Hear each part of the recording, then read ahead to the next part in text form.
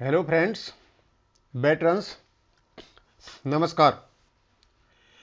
मैंने कल आपको बताया था एक ईसीएसएच का लेटर है, Central Organisation ECHS Education General Branch का 24 मार्च 2017 का, जो तपन कुमार जी के साथ में जो परेशानी हुई थी, उस परेशानी को बचने के लिए हो सकता है पहले भी हुई हो, ये लेटर निकाला हुआ है सेंट्रल ऑर्गेनाइजेशन ईसीएचएस ने।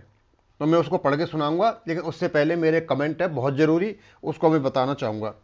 सूरज सिंह जी का एक कमेंट आया है, वो कहते हैं कि मेरे पास मैसेज आया 26 तारीख को वो माइग्रेशन हो गए स्पर्श में, और उनके पास ना तो यूजर नेम आया ना पासवर्ड आया है। 30 तारीख तक यदि कार्रवाई नहीं की तो पेंशन बंद हो जाएगी।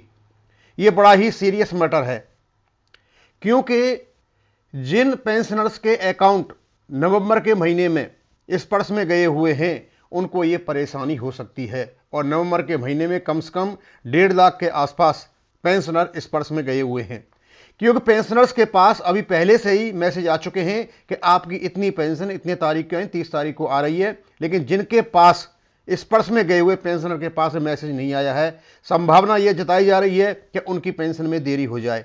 हो सकता है किसी कारणवश से वो भी नहीं आया हो, लेकिन 26 तारीख को जो पेंशनर स्पर्श में गया हुआ है, उसको बैंक से तो पेंशन नहीं मिलेगी। जब बैंक से नहीं मिलेगी और स्पर्श से इस प्रकार मैसेज आ गया है, तो उसको भी परेशानी होगी।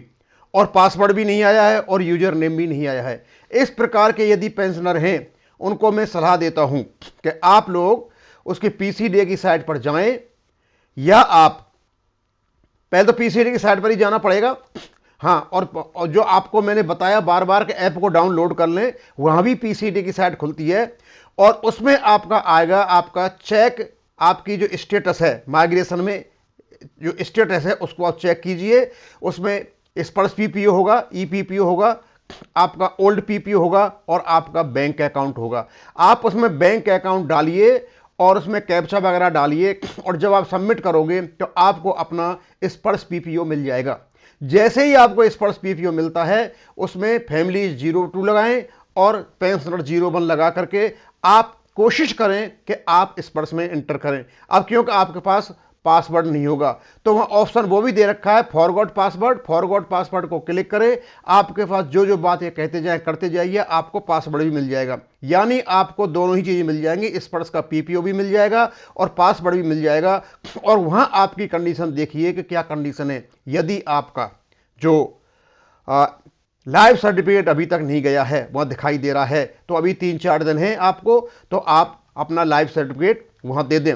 यदि स्पर्श में आप एंटर कर जाते हो तो आप डीएलसी दे दें, नहीं कर पाते हो तो एमएलसी लें, उसको सिग्नेचर कराएं, अपलोड कर लें, और अपलोड करने के बाद उसी फॉर्म की फोटोकॉपी लेकर के आप, जो मैंने कहा था जो स्पर्श का ऐप है, उसको डाउनलोड करें, राइट टू अस में जाएं, इनको लिखें और अपने पोस्ट को भी अपलोड कर दें, और उनके पास मैसेज पहुंच जाएगा। हाँ, प्रॉब्लम आ सकती है, जो नवंबर में जो माइग्रेट हुए हैं पेंशनर स्पर्श में, उनके लिए ये प्रॉब्लम हो सकती है। अब मैं आता हूं आपको कि जो तपन दास जी के साथ में जो परेशानी हुई थी उनकी बच्ची के एडमिशन के लिए, ये लेटर है Central Organisation ECHS Education General Branch, Integrated Headquarter of MoD Army, Maud Lines, Delhi Cantt 10, 24 मार्च 2077 का है।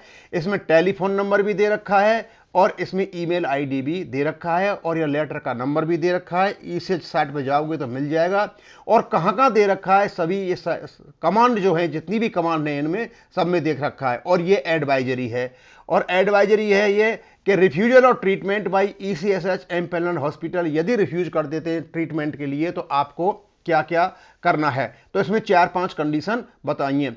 Of late large number of cases of empanelled hospitals refusing admission to ECSH beneficiaries have been reported. A gist of methodology to be adopted to avoid such instances is as under.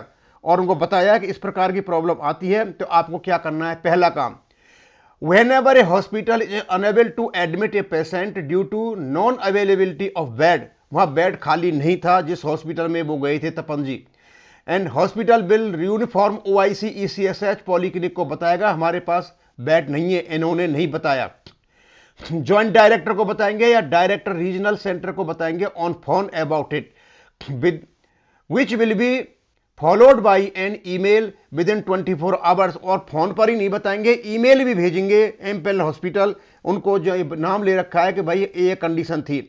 All regional centres are requested to maintain proper record of such इंस्टांसेज।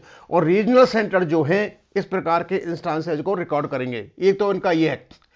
अब नीचे आता है, even in case of non availability of bed, यदि bed नहीं है, as soon as patient reach as the hospital he must be provided treatment at as required to stabilise the condition of the parent. तो उसको treatment उनका देने मजबूरी है, यदि उनके पास बेड नहीं है, रिफ्यूज एकदम नहीं करेंगे और उसके जो ट्रीटमेंट है वो उसको करेंगे hospital. And he must be provided treatment, the hospital will contact after empanelled hospital so that patient can be shifted there. और वही हॉस्पिटल दूसरे एम्पेनल्ड हॉस्पिटल को संपर्क करेगा और उसको वहां शिफ्ट करने की कोशिश करेगा। The situation of non-availability of bed will be conveyed to the veteran family members to their satisfaction, which can be done by showing the ground bed state। और इस प्रकार की यदि सिचुएशन है तो यह फैमिली है या मेंबर है उसको बताई जाएगी और दिखाया जाएगा वहां कि ये देखिए हमारे पास बेड नहीं है। लेकिन इस कंडीशन में जो तपन कुमार जी के साथ हुआ था कुछ भी नहीं हुआ, ना तो वहां पर उन्होंने किसी को सूचना दी और न इनको कोई ट्रीटमेंट दिया गया और उनको सिर्फ वहां से छोड़ दिया गया।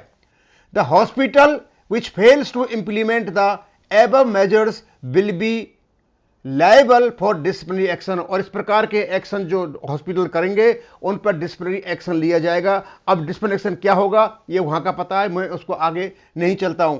It is further advised that instead of taking the patient home when empaneled hospital fail to provide treatment to he or she should be taken to nearby service hospital।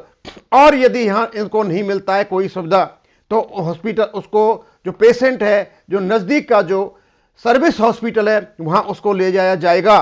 और यहां ये कमांड हॉस्पिटल में गए थे और command hospital में इनको मना कर दिया गया कि आप ईसीएचएस में आते हो, यहां आपका ट्रीटमेंट नहीं होता है। यानी इस लेटर की पूरी धज्जियां उड़ाई गई, एम्पेनल्ड हॉस्पिटल ने उड़ाई और उसके बाद कमांड हॉस्पिटल ने उड़ाया। उनको ट्रीटमेंट भी नहीं दिया गया, उनको हैरास किया गया। केवल और केवल सहायता मिल रही थी जो मिदनापुर के ओआईसी पॉलीक्लिनिक उनसे और जो रीजनल सेंटर के जो ईसीएच था वहां के उनसे सहायता मिल रही थी। उनकी यदि सहायता नहीं मिल गई होती तो शायद इनकी बच्ची नहीं एडमिट होती। मैं चाहूंगा कि सारे के सारे जितने भी ईसीएचएस बेनिफिशियरी हैं इस प्रकार के लेटर्स अपने पास रखें और झमेले में न पड़ करके, हो सकता है सिचुएशन हो जाए, अपने जो डिपेंडेंट्स है उसका ट्रीटमेंट कराएं। इस प्रकार की सिचुएशन बंगाल में आ सकती है कि वहां लॉ ऑर्डर की सिचुएशन ऐसी है, वहां एक्सपेक्टेड किया जा सकता है। लेकिन यदि कोई अनहोनी हो जाती इसकी बच्ची के साथ में तो उसका कोई जिम्मेदार नहीं होता। दो शब्द संवेदना के कहते